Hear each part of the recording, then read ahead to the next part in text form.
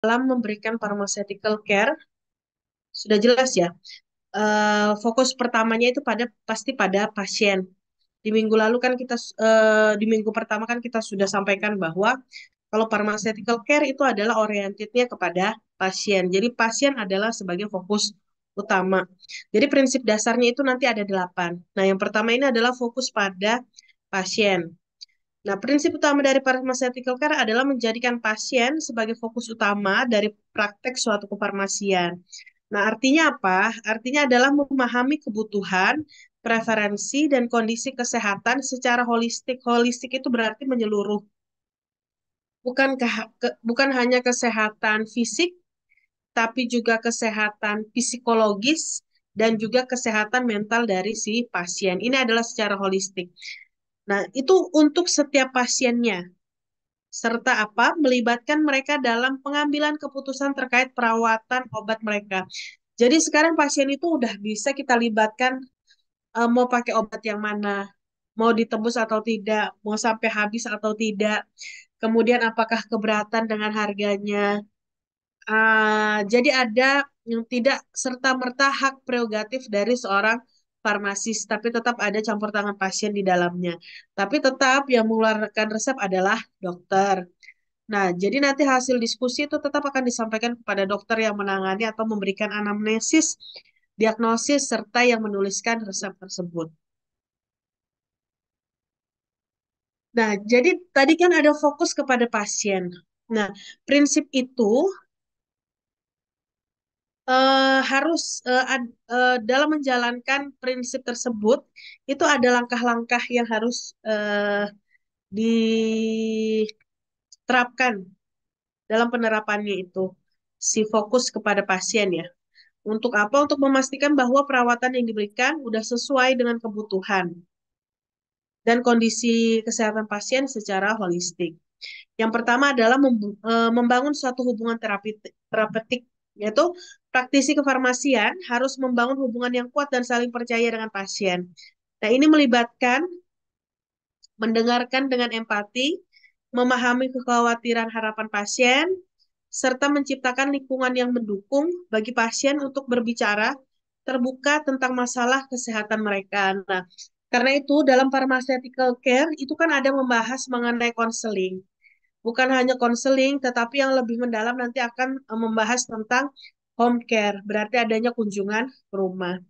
Nah, di pharmaceutical care sendiri, hubungan itu dapat dijalin ketika komunikasi itu ada kepercayaan antara farmasis dan juga pasien. Jadi mereka harus membangun hubungan eh, saling percaya. Kalau misalnya pasien tidak percaya dengan apa yang disampaikan oleh farmasis ini, maka kemungkinan dalam pengobatan atau eh, apa efek terapeutik yang diharapkan tidak tercapai. Kenapa? Karena ada ketidakpatuhan pasien dalam penggunaan obat-obatan.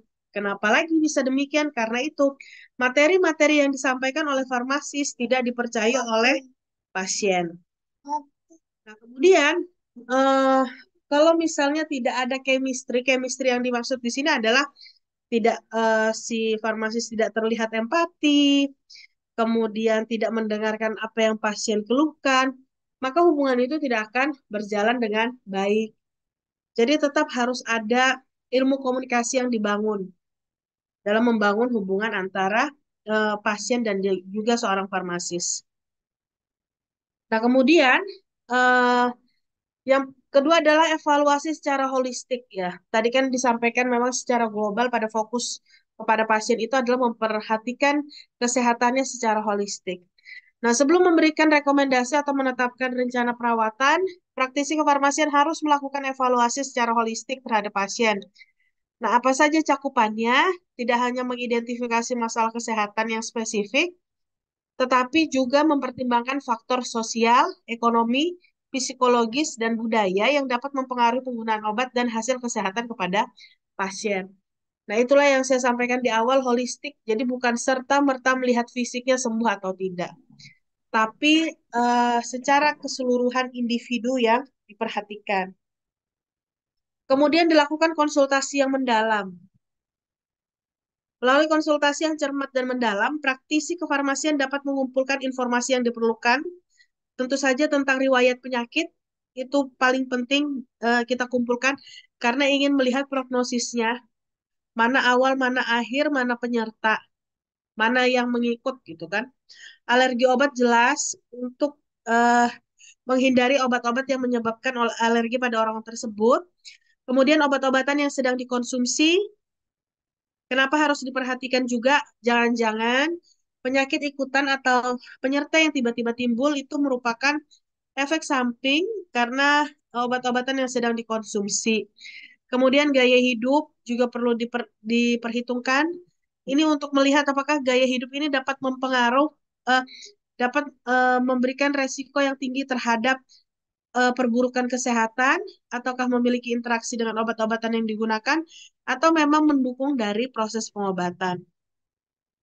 Kemudian preferensi pengobatan dan faktor-faktor lain yang relevan untuk merencanakan perawatan yang sesuai.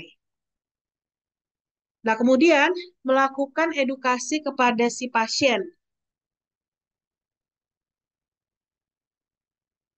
Penting bagi praktisi kefarmasian untuk memberikan edukasi yang komprehensif kepada pasien tentang obat-obatan yang diresepkan atau direkomendasikan, termasuk dosis, frekuensi penggunaan, efek samping yang mungkin, interaksi obat, dan pentingnya kepatuhan terhadap rencana perawatan.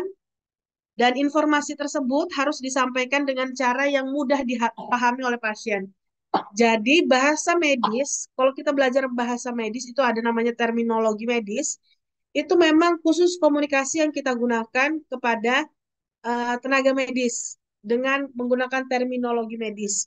Tapi kan dalam terminologi medis juga ada pengertiannya secara mudahnya. Nah, pengertian secara mudah itu yang kita sampaikan kepada pasien. Agar pemahaman pasien itu terhadap apa yang kita sampaikan itu komprehensif, secara menyeluruh, tidak ada yang tertinggal.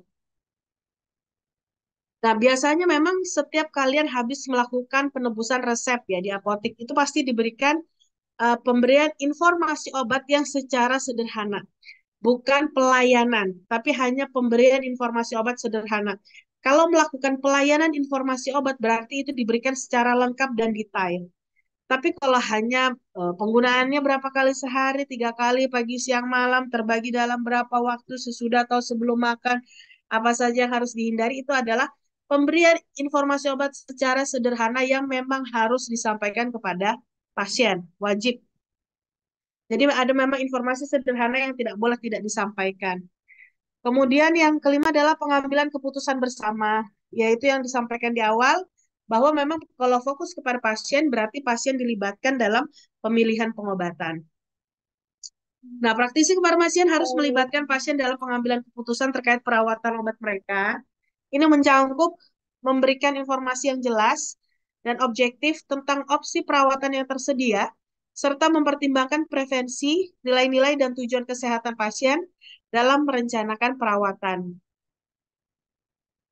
Kemudian mendukung kepatuhan, praktisi kefarmasian harus membantu memastikan bahwa pasien memahami dan mampu mengikuti rencana perawatan yang direkomendasikan dan juga melibatkan penyediaan dukungan dan sumber daya yang diperlukan untuk mengatasi hambatan yang mungkin muncul dalam kepatuhan pasien, seperti masalah keuangan atau kesulitan dalam mengkonsumsi obat. Kalau keuangan jelas, misalnya pasien tidak mampu dalam memberi obat, kemudian tidak mampu menyelesaikan pengobatan, atau kesulitan dalam mengkonsumsi obat berarti ada kesalahan dalam cara guna atau cara pemakaian obat. Kan ada obat-obatan dengan penggunaan cara khusus ya. Nah, itu juga harus disampaikan kepada pasien dan ditanyakan apakah pasiennya sudah paham atau tidak. Agar efek terapi yang dibutuhkan, yang dituju itu tercapai.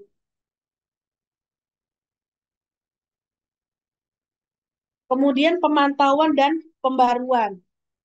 Nah, setelah perawatan dimulai, praktisi kefarmasian harus melakukan pemantauan secara terus-menerus terhadap respon pasien terhadap obat serta memperbarui rencana perawatan sesuai dengan perubahan dalam kondisi kesehatan atau kebutuhan pasien. Jadi dilakukan pemantauan apakah pengobatan yang dilakukan saat ini sudah efektif Efektifnya dilihat dari mana? Dilihat dari tanda-tanda vital, kemudian dari gejala yang timbul, sudah menurun atau tidak, simptom-simptom yang ada. Jika memang ada perbaikan, maka obat itu sudah cocok dan sesuai pada pasien. Tapi jika mengalami perburukan atau tidak ada perubahan, maka harus ada pembaruan atau ada evaluasi yang dilakukan oleh tim medis. Yang melaporkan adalah apoteker, kemudian perawat melakukan pencatatan, dilakukan komunikasi kepada dokter, maka didapatkanlah perencanaan yang terbaru. Nah, dalam melakukan apa fokus kepada pasien tadi tentu ada keuntungan dan juga kerugiannya ya. Keuntungannya adalah perawatan yang dipersonalisasikan. Berarti fokus per pasien perawatannya. Jadi disesuaikan dengan kebutuhan per individu. Nah, hubungan yang kuat antara praktisi dan pasien. Jadi pada saat hubungan itu kuat, maka akan meningkatkan satu kepercayaan.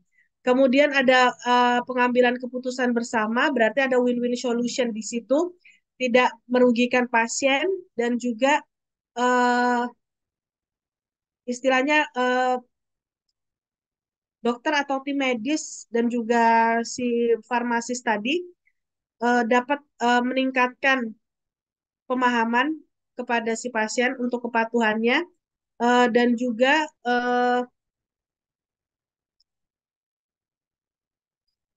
tidak hanya keputusan itu akhirnya apa ya hanya dari tim medis saja gitu. Tapi pasien pun merasakan keuntungan karena ada diskusi di sini. Kemudian pemantauan yang lebih efektif. Jadi dengan memahami secara holistik kondisi kesehatan pasien, praktisi kefarmasian dapat melakukan pemantauan yang lebih efektif terhadap respon pasien, terhadap terapi obat, dan memperbarui rencana perawatan sesuai dengan kebutuhan. Ada nggak kerugiannya? Ada.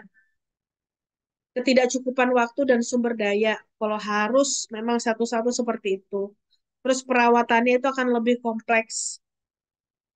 Kemudian keterbatasan pengetahuan dan keterampilan. Karena diketahui bahwa praktisi kefarmasian itu nggak selalu serba tahu ya. Dan nggak selalu serba bisa. Ya kan? Apalagi kalau misalnya penyakitnya itu udah menggunakan obat yang polifarmasi dengan penyakit yang banyak sekali dan juga banyak penyakit penyertanya.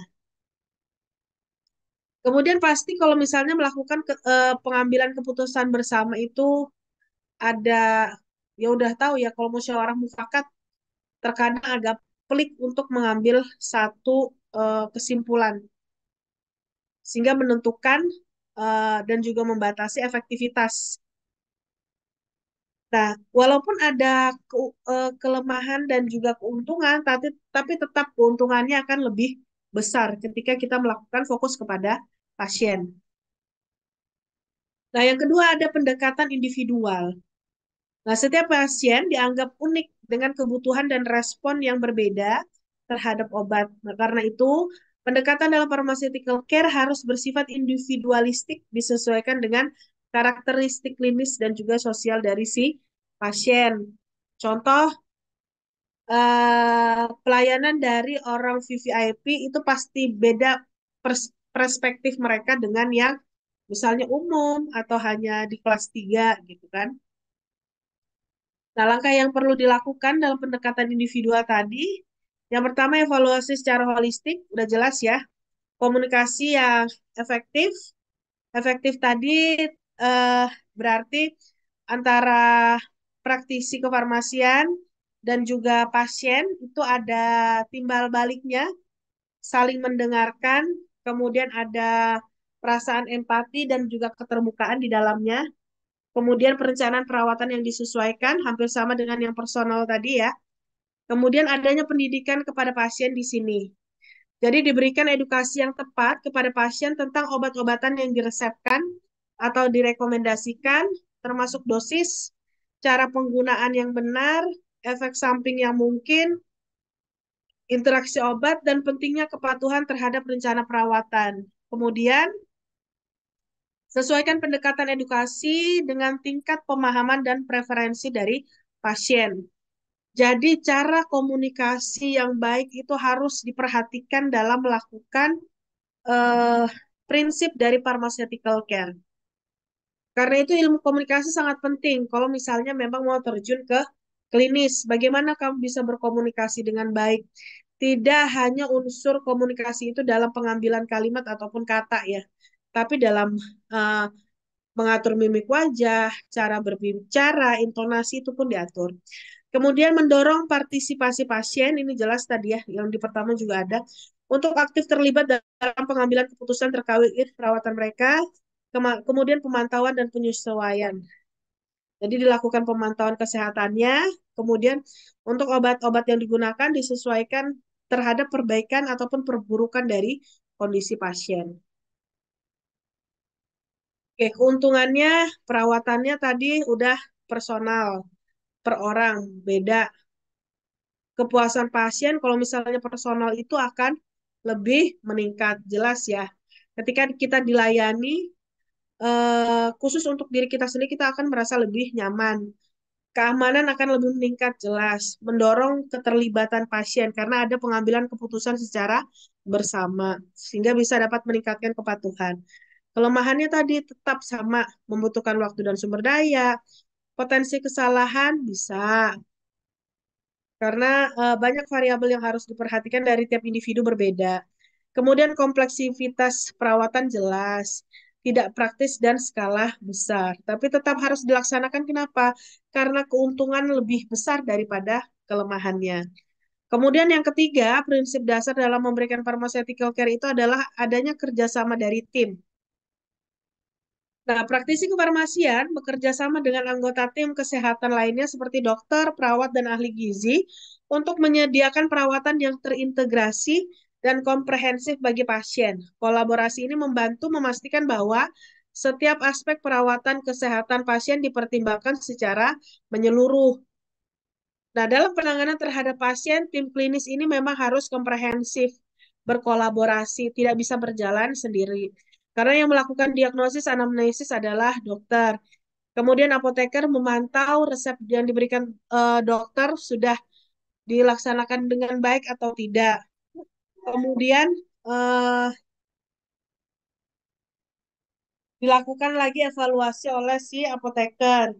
Kemudian yang melakukan pemantau kondisi klinis selama 1 hari penuh tentu saja perawat. Yang memberikan asupan gizi adalah tim gizi. Jadi kolaborasi itu sangat penting untuk mendapatkan kesehatan yang holistik. Nah, kerjasama tim berarti harus ada komunikasi yang efektif. Komunikasi efektif itu berarti adanya hubungan yang baik dari perawat, kemudian dokter, ahli gizi, dan juga farmasis. Harus kompak. Ada kolaborasi jelas ya. Rencana perawatan bersama berarti adanya nanti eh, visit visit besar. Jadi semuanya datang bersama dan memberikan penjelasan. Kemudian manfaatkan sumber daya, gunakan sumber daya yang tersedia seperti catatan medis elektronik untuk meningkatkan kolaborasi dan koordinasi. Karena kalau catatan medis elektronik, kapanpun kan kita bisa sebar nih, sama seperti hari ini kita nge-Zoom. Dimanapun kalian berada, mereka akan bisa mengikuti perkuliahan. Kemudian edukasi bersama, berikan edukasi dan pelatihan kepada anggota tim kesehatan tentang peranan farmasis dalam perawatan kesehatan. Pemantauan secara terpadu udah jelas, evaluasi dan peningkatan pun udah jelas ya.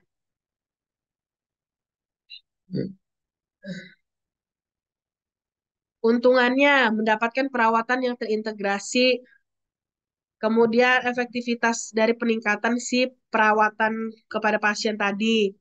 Keamanan pasien lebih meningkat, kepuasan pasien otomatis juga meningkat.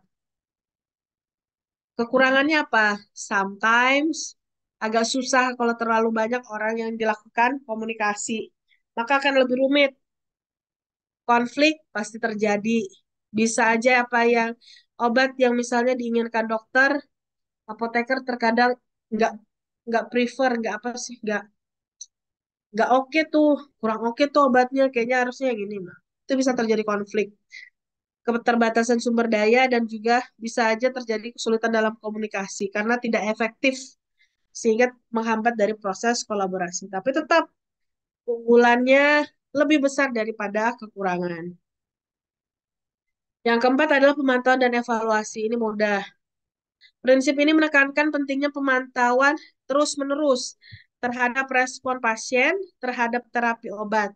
Nah, evaluasi berkala dilakukan untuk menilai efektivitas, keamanan, dan kepatuhan pasien terhadap perawatan yang diberikan, serta menyesuaikan perawatan yang sesuai dengan kebutuhan.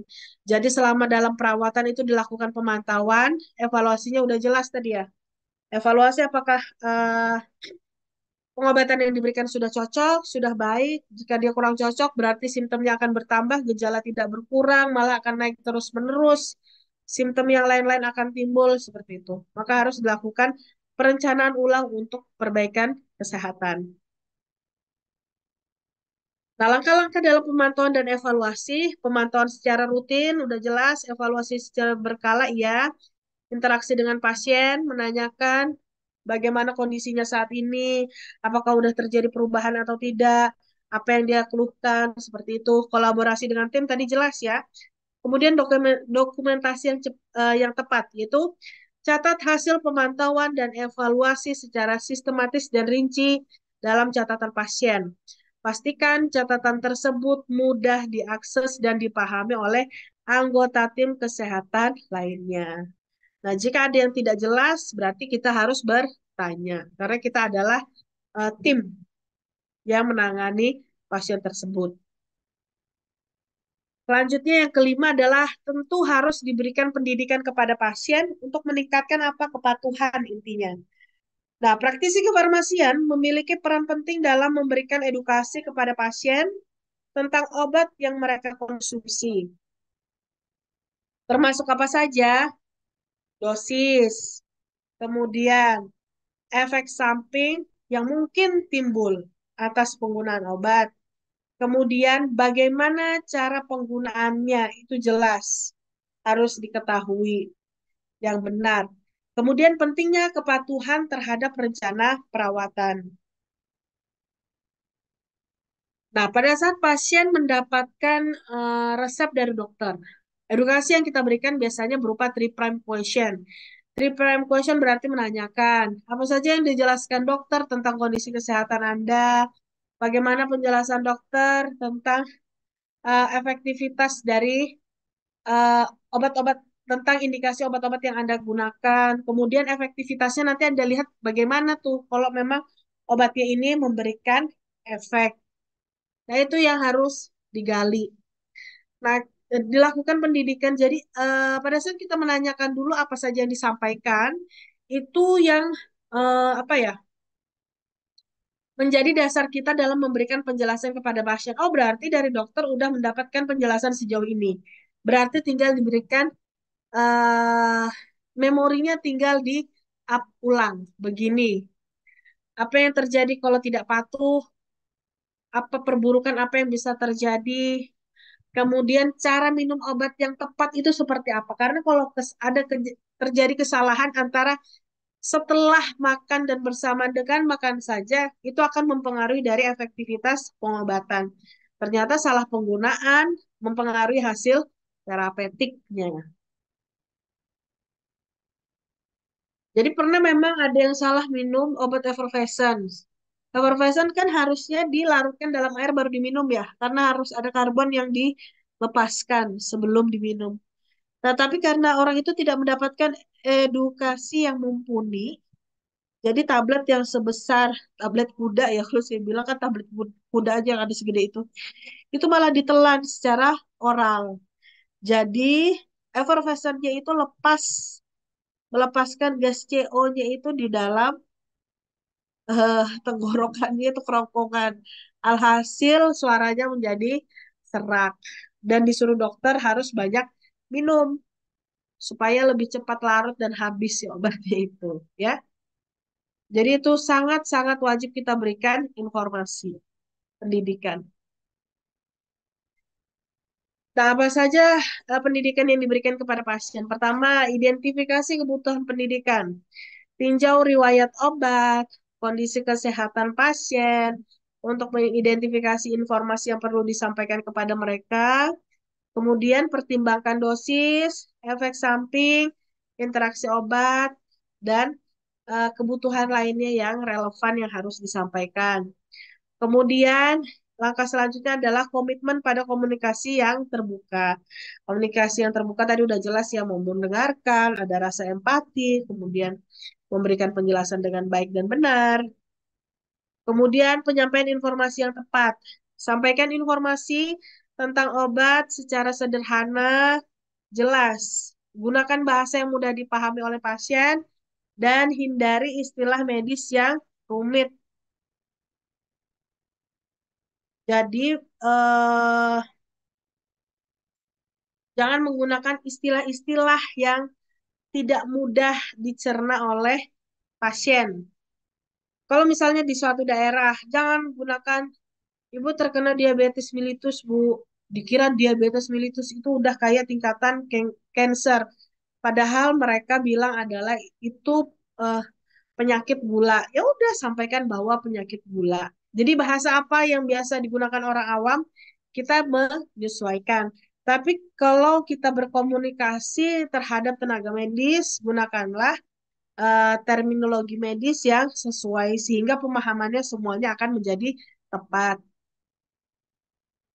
Kan kemarin udah saya sampaikan ya tentang apa eh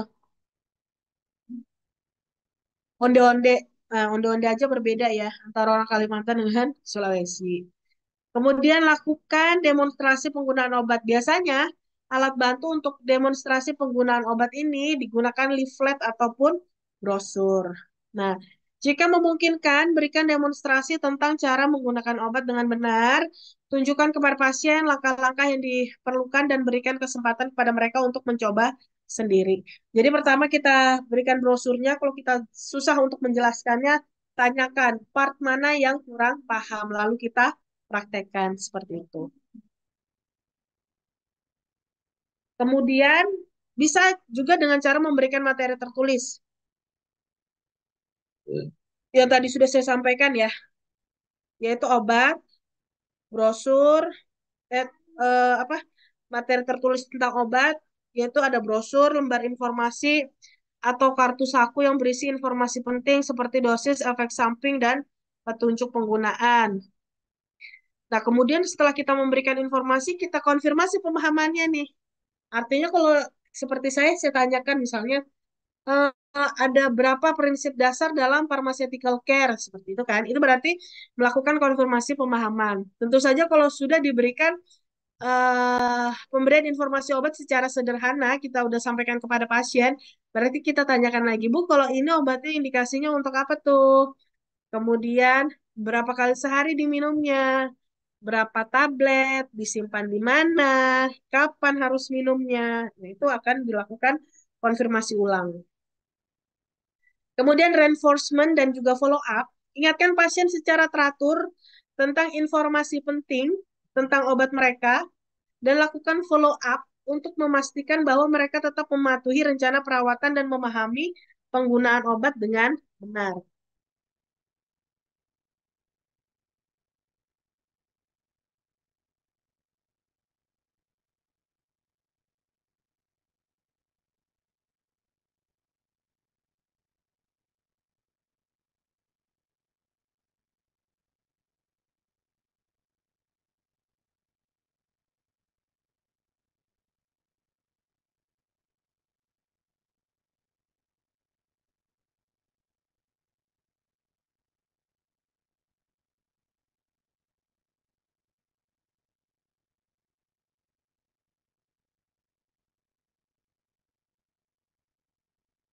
Oke. Kemudian yang keenam adalah prinsip dasarnya adalah pencegahan ya. Selain mengelola kondisi yang sudah ada, pharmaceutical care juga menekankan pada pencegahan penyakit dan juga komplikasi yang mungkin timbul dari penggunaan obat. Nah, ini melibatkan identifikasi faktor risiko, promosi gaya hidup sehat, dan pemberian vaksinasi. Karena kita tahu bahwa pemberian vaksinasi itu adalah salah satu upaya dari pencegahan. Nah, melakukan identifikasi faktor risiko. Yang ditinjau adalah riwayat kesehatan pasien untuk mengidentifikasi faktor risiko penyakit yang mungkin ada. Ini bisa termasuk dalam riwayat keluarga, kebiasaan hidup, atau kondisi medis tertentu. Kemudian edukasi tentang pencegahan. Nah, yang diberikan adalah informasi kepada pasien tentang langkah-langkah pencegahan yang dapat mereka ambil untuk mengurangi risiko penyakit ataupun komplikasi yang terkait dengan kondisi mereka. Misalnya, edukasi tentang pentingnya diet yang sehat. Diet diet itu jangan pikir kalian melakukan pengurangan jumlah makan itu adalah diet. Tidak. Diet itu adalah makanan apa saja yang akan kalian makan. Jadi melakukan satu identifikasi kebutuhan kalian itu seberapa besar. Ya, diet bukan hanya untuk orang yang obesitas, tapi juga untuk orang-orang yang ingin memperbaiki kualitas hidup atau ingin hidup lebih sehat lagi. Udah saat ini ingin hidup lebih sehat. Nah, maka akan dilakukan diet pembatasan-pembatasan. Kira-kira lebih bagus makan lebih banyak yang mana, kemudian lebih dikurangi yang mana, bukan artinya adalah mengurangi jumlah asupan makanan, tapi memprogramkan makanan yang pas sesuai dengan kebutuhan yang dimiliki orang tersebut.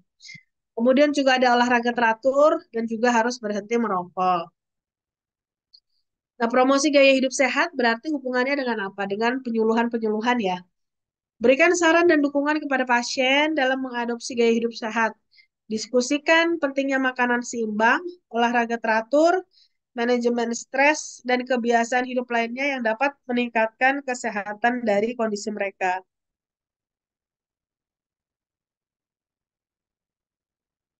Nah, untuk vaksinasi, edukasi dan promosikan vaksin yang sesuai untuk pasien, sesuai dengan panduan imunisasi yang berlaku, dan jelaskan manfaat vaksinasi dalam mencegah penyakit infeksi yang dapat dicegah.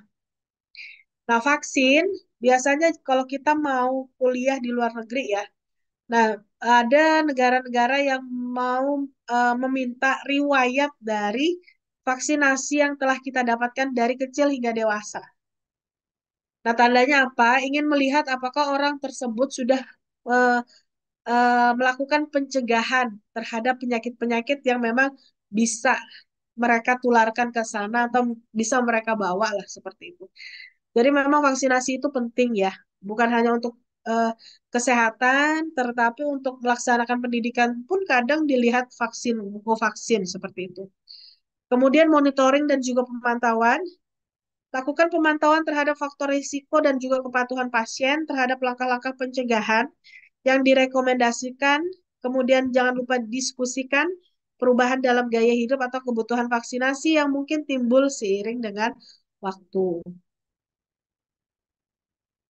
Nah, yang ketujuh, jadi semuanya sebenarnya ada 8. Ini udah masuk ke tahapan yang ketujuh, prinsip yang ketujuh, yaitu keterlibatan dalam pengambilan keputusan. Jelas sih ini ya, kalau pharmaceutical care. Pasien didorong untuk terlibat dalam pengambilan keputusan terkait perawatan obat mereka. Nah, praktisi kefarmasian memberikan informasi yang jelas dan mendukung pasien dalam memahami pilihan perawatan yang tersedia serta konsekuensinya. Jadi memang dijelaskan. Kalau saya dulu dijelaskan tuh ada 2 obat untuk mengatasi jamur yang timbul di daerah kuku. Yang satu obatnya diminum selama 2 tahun gitu. 1 hari 1 tablet itu obatnya obat generik dan diminum selama 1 hari 1 tablet selama 2 tahun gitu kan. Kemudian ada obat yang mahal, harganya 2 juta per 1 kali minum misalnya. Nah itu diminumnya cukup 1 minggu di awal, di bulan pertama, kemudian 1 minggu di awal di bulan kedua. Nah lalu dijelaskan apa saja dampak positif dan negatif. Jadi nanti pasien yang mengambil keputusan mau menggunakan yang mana kira-kira. Nah hal yang harus diperhatikan tadi dalam pengambilan keputusan bersama tadi kan, komitmen pada keterlibatan pasien. Dengan mendengarkan dengan seksama dan menghargai preferensi serta kekhawatiran pasien, praktisi kefarmasian menegaskan keterlibatan pasien dalam proses pengambilan keputusan. Nah, penyampaian informasinya juga harus jelas. Jadi, eh, praktisi kefarmasian memberikan informasi yang jelas dan mudah dipahami tentang opsi perawatan yang tersedia termasuk dosis, efek samping, manfaat, dan resiko masing-masing. Kemudian dilakukan diskusi tentang pilihan perawatan. Praktisi kefarmasian berdiskusi dengan pasien tentang opsi perawatan yang sesuai dengan kondisi kesehatan dan juga preferensi individu mereka. Apa saja mencakup eksplorasi alternatif perawatan dan membahas implikasi dari hasil perawatan yang diberikan. Implikasi itu dampak itu istilahnya ya, efeknya gimana sih ke kamu habis mendapatkan perawatan tersebut gitu. Nah, jangan lupa berikan dukungan terhadap keputusan pasien. Jadi, praktisi kefarmasian mendukung pasien dalam mengambil keputusan yang tepat dengan memberikan informasi yang objektif, mendukung dan memfasilitasi pemahaman pasien tentang konsekuensi dari setiap pilihan perawatan. Kemudian menghormati pilihan pasien. Jelas kita harus menghormati apapun pilihan yang diambil oleh pasien. Meskipun memberikan saran dan informasi, praktisi kefarmasian tetap harus menghormati keputusan pasien dan juga membantu mereka merasa nyaman dengan pilihan yang mereka buat. Kemudian follow up dan evaluasi udah jelas ya. Nah, yang terakhir, prinsip dasarnya adalah pengelolaan dari kompleksitas. Kondisi kesehatan yang kompleks seringkali memerlukan penyesuaian terapi obat yang cermat dan koordinasi yang baik antara berbagai aspek perawatan kesehatan. Nah, si praktisi kefarmasian ini memiliki tanggung jawab untuk mengelola kompleksitas ini dengan memastikan komunikasi yang efektif dan koordinasi yang baik dengan tim kesehatan. Semua aspek itu ada komunikasi. Komunikasi dengan tim karena ada kolaborasi. Komunikasi dengan pasien karena berfokus kepada pasien. Karena pasien dilibatkan dalam pengambilan keputusan perawatan kesehatan. Intinya adalah dalam komunikasi dan ilmu pengetahuan yang sangat mumpuni dalam penyakit tersebut. Nah, langkah yang diambil ada evaluasi dengan teliti. Jelas kalau evaluasi itu adalah penilaian menyeluruh terhadap kondisi kesehatan dan obat yang digunakan oleh pasien. Kemudian rencana terintegrasi. Dibuat suatu rencana perawatan yang komprehensif dengan melibatkan semua anggota tim kesehatan. Kemudian melakukan komunikasi efektif, berkomunikasi secara teratur dan jelas dengan anggota tim untuk memastikan koordinasi yang baik. Kemudian melakukan edukasi kepada pasien, sediakan informasi yang mudah dipahami kepada pasien tentang kondisi dan obat-obatan mereka. Kemudian dilakukan pemantauan secara kontinu atau terus-menerus ya. Kemudian dukung pasien ya. Berikan dukungan dan bimbingan kepada pasien dalam mengelola perawatan mereka. Oke. Nah, dari prinsip dasar yang kita bahas tadi dalam pelaksanaan pharmaceutical care ada 8, maka di situ terhadap satu hubungan antara farmasis dan juga pasien. Terdapat satu hubungan antara farmasis dan pasien. Apa itu? Hubungan antara farmasis dan juga pasien dalam pelayanan pharmaceutical care itu merupakan kunci yang memberikan perawatan yang optimal. Nah, secara umum dan sudah kita bahas berulang-ulang, pertama adalah komunikasi terbuka. Jelas ya. Kemudian kita memberikan edukasi, pemahaman. Pemahaman bukan hanya tentang penyakit, tapi juga pengobatan. Penyesuaian perawatan itu jelas. Tadi karena fokus kepada pasien dan personal, ya kan? Kemudian pemantauan respon, ada di bagian evaluasi. Respon pasien itu bagaimana? Kemudian kolaborasi terhadap tim untuk memberikan perawatan yang komprehensif. Dukungan dan bimbingan, tadi udah jelas. Untuk apa? Peningkatan dari kepatuhan. Kemudian dilakukan follow up secara teratur.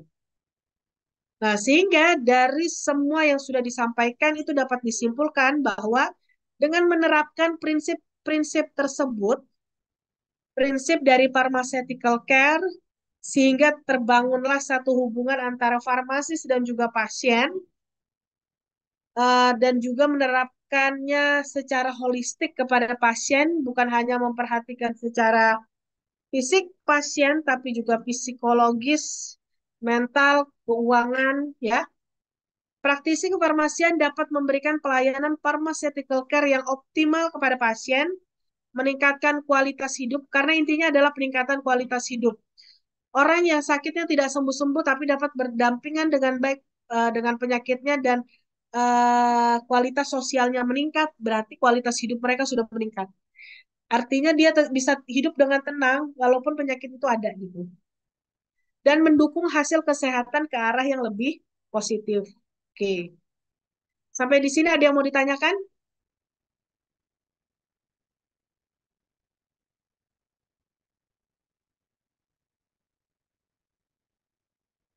Nah, karena tadi kita udah belajar tentang pharmaceutical care, ada menanyakan eh, pemahaman kepada pasien.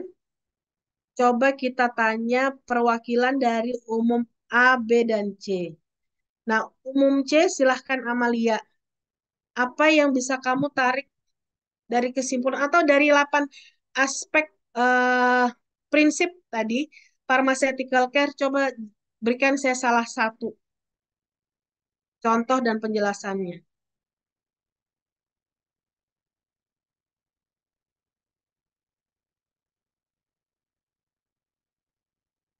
Silakan,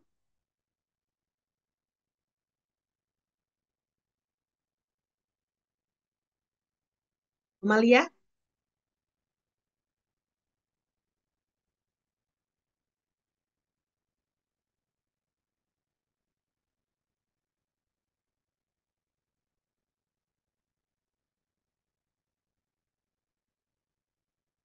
Oke, kita ke umum A, Muhammad Arifin. Mana Muhammad Arifin? Mana Muhammad Arifin? Suaranya mana?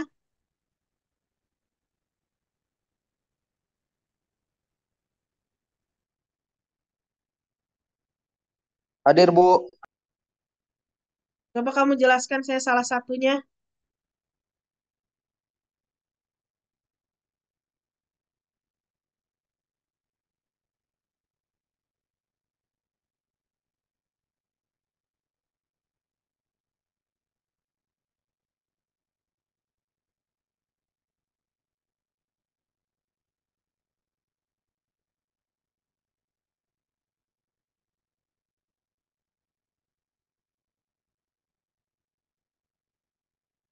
Ayo Muhammad Arifin.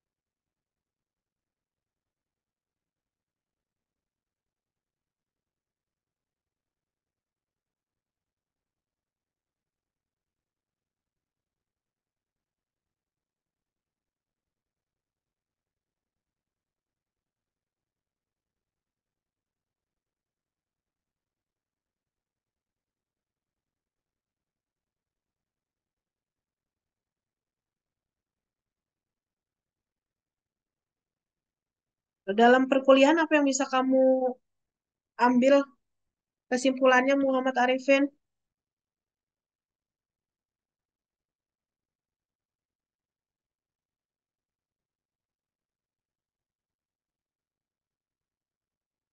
Mohon maaf, Ibu. Mungkin maksudnya Muhammad Arif Novianer ya, Bu?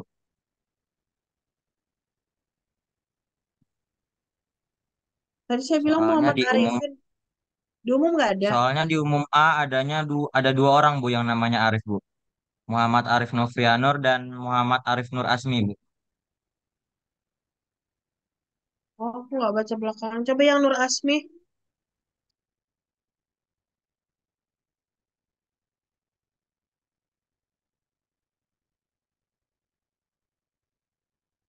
Mana Muhammad Arif Nur Asmi? Hadir, Bu. Nah, coba apa?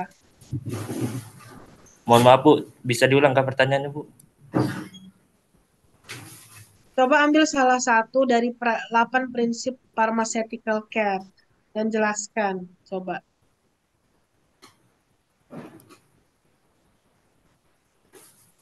Eh,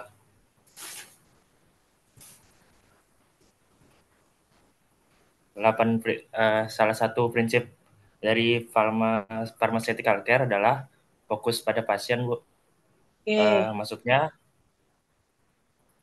maksudnya fokus pada pasien itu eh, menempatkan pasien sebagai pusat dari semua aktivitas farmasi, Bu. oke. Sekarang dari umum Zahra Melani. Iya, Bu. Nah, Zahra, untuk hubungan Salah satunya, hubungan antara pasien dan farmasis seperti apa akhirnya ketika kita melaksanakan 8 prinsip tersebut.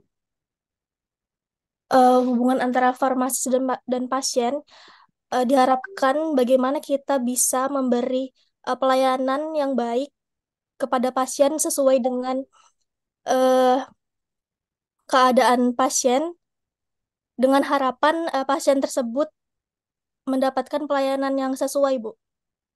Yang sesuai dengan kebutuhan per Ya, individu ya. kebutuhan, ya. Oke, kelas B udah kelas C.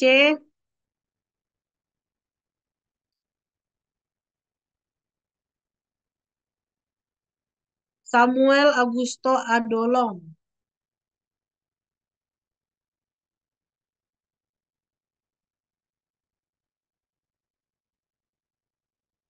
Samuel,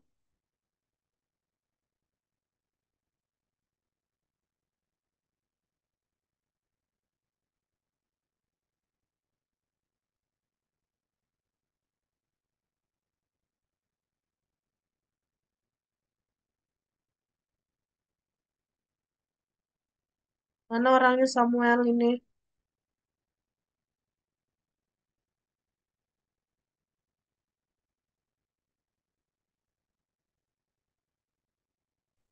Hadir, Bu. Oke, kesimpulan yang bisa kamu tarik hari ini apa?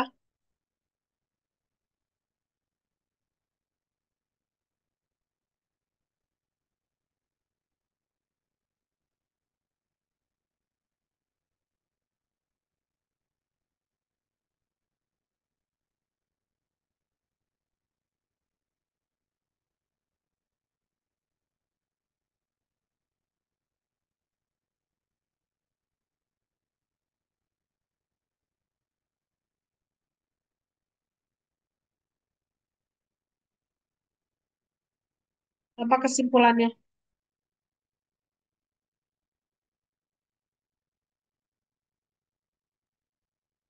Eh, dari yang saya tangkap itu, kesimpulannya itu pendidikan kepada pasien itu bagi seorang farmasis itu eh, bisa dibilang penting, Bu.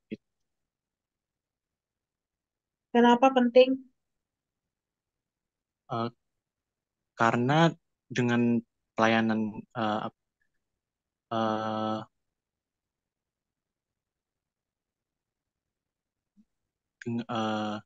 agar pelayanan komunikasi kita terhadap pasien terkait obat-obatan yang eh, kita berikan itu bisa disampaikan dengan baik dan bisa eh, dipahami oleh pasien tersebut, Bu. Yang saya tangkap itu, Bu. Terakhir Putri Sheila Salsabila. Ya, Bu. Nah, dari yang disampaikan dari Agusto tadi, si komunikasi menjadi penting ya. Kenapa penyampaian yang baik dan bisa ditangkap oleh pasien itu menjadi penting? Apa hubungannya dengan farmasis?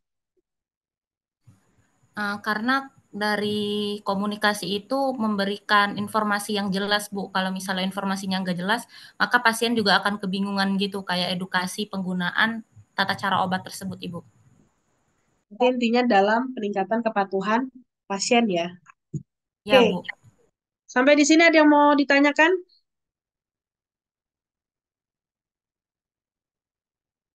Kalau tidak ada, kita jumpa lagi minggu depan.